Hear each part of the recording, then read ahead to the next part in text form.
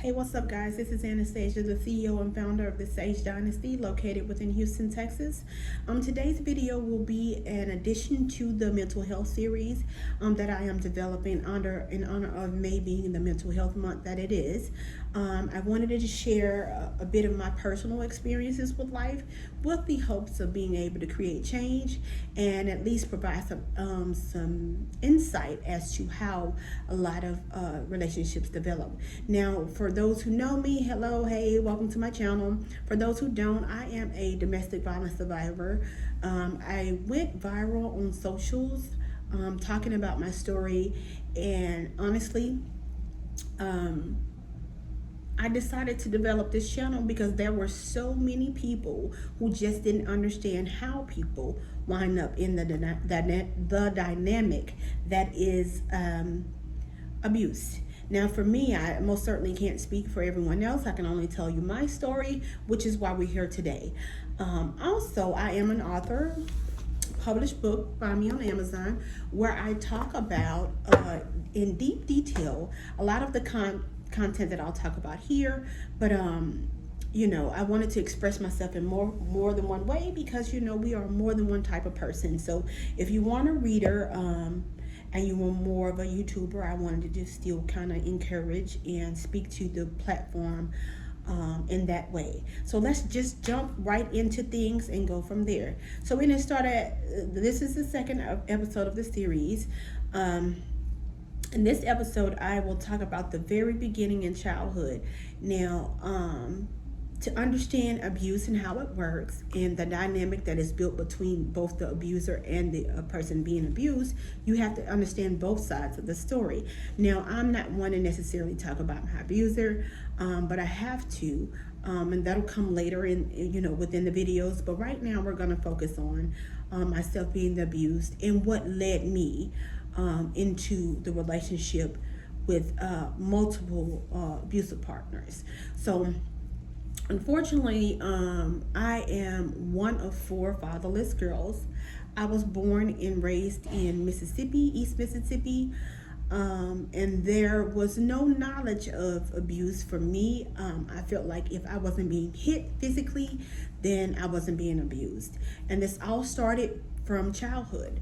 So the environment that I grew up in, early childhood, definitely what you experience as a child bleeds into who you become as an adult.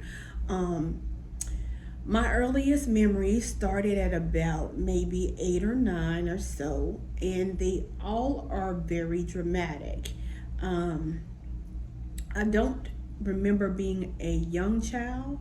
I remember some of my first memories were developed from my environment. Okay, so unlike some people, they are taken. CPS took me and my siblings away from my mother. We don't know who our fathers are. I don't think that there's a way to find that out. And trust me when I say that I have made peace with that space of my life. I'm not concerned about it to the least bit.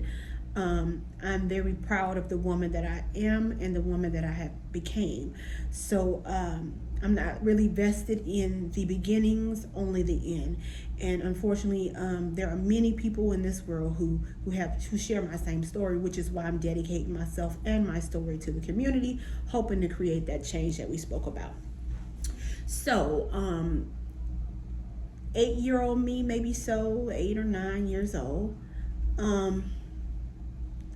I remember growing up I was taken away from my mother, very young age. Can't really confirm what age that was, but I was placed back with my genetic family. I was placed in my grandmother's home, who also was narcissistic. So the environment that I grew up in early on, I had no self-value, no self-worth, no self-love. I didn't know those were things.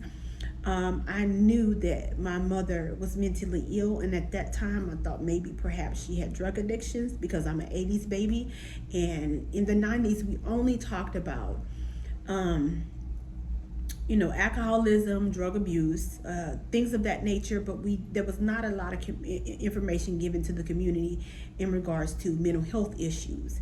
The older me understands that she suffers from narcissism as well, and the disconnect that I felt was because of that dynamic. Okay, so most times my family spent time about arguing about who had custody, right? But nobody actually had care. Nobody took the incentive to care for myself or my siblings, excuse me.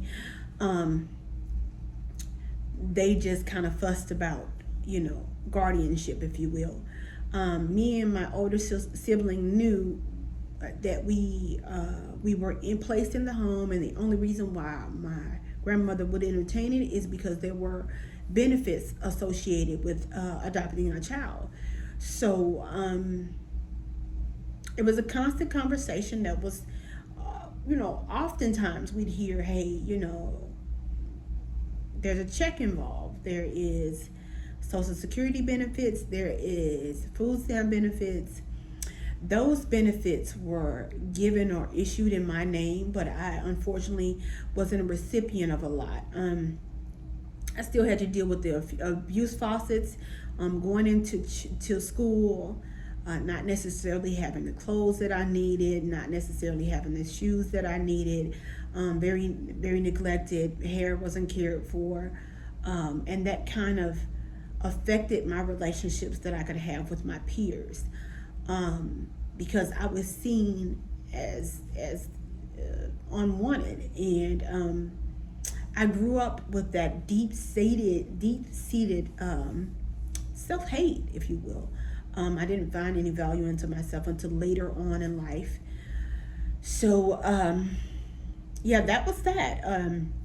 Childhood was very dramatic. It was very traumatic. And anytime that I spoke out about anything that was going on, because I was the talker, I've always been the talker, I could say, hey, this doesn't seem right, or this doesn't feel right, because even though I was young, I knew that I wasn't being treated well.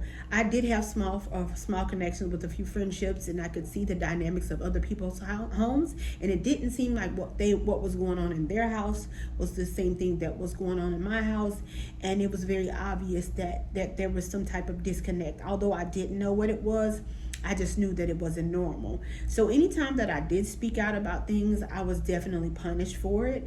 I had a school counselor in my adolescent years that kind of pulled me to the side and asked a few questions about my home life and, my presentation. And although I didn't have a lot of the things that my peers had, I always made it a point to go to class, and I still showed up. I still did the best that I could, and I made really good grades. So there was always a concern, an underlying concern about me and why I was so quiet and why I seemed so distant. So I found resolve in a guidance counselor at my school. And I'm going to end this video today with that being the next topic that I'll talk about. The guidance counselor who was the first person who lended me a hand to hopefully change my life. Now, being that I'm older now, this is, I'm in my mid-30s. I don't know who this woman is. I couldn't tell you who she was, physically, but most certainly that woman did some wonderful things for me, just as well as a lot of people who came along the way that did. But we will talk about her on the next episode. So don't forget to like, share, follow, subscribe, all that cool stuff. And hopefully I'll see you soon. Thank you for watching.